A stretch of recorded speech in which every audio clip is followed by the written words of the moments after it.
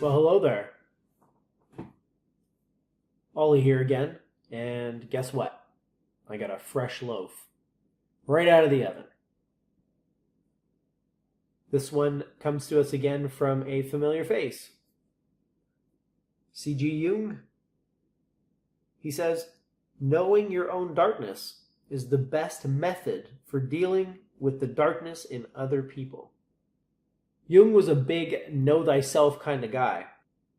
His Red Book, which is something he wrote mostly for himself and which was unpublished for close to, I think, probably 70 years or something like that.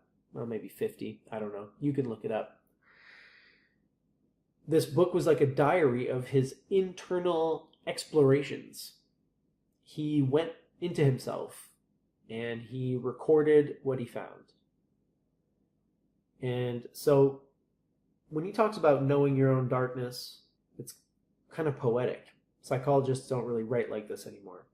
But to be fair, Jung was more like a philosopher than a psychologist. In fact, he was more of a mystic than a psychologist. But back then, it wasn't really an established science. None of Jung's work was ever empirically tested, like today's psychology.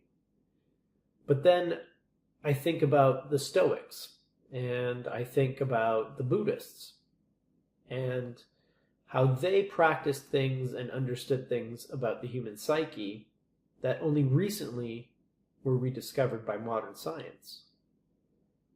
And the mystics also are ahead of the curve. Jung was quite astute, and I like a lot of his writing, so he seems to hit it on the head for me anyways. But he's not for everybody.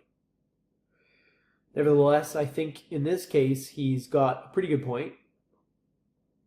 If you know your ugly parts, your darkness, and you understand how it works, then you can kind of understand how it works in other people. And of course, that's how you can deal with it the best. Having firsthand experience with it yourself. You're well equipped.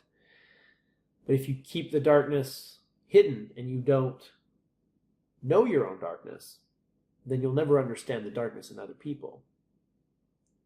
And that can be dangerous. Because there's a lot of people with dark souls out there through no fault of their own, but they're still out there. And so you might as well get prepared and equip yourself with knowledge. That's it for me today. Thanks for joining me, and live well, my friends.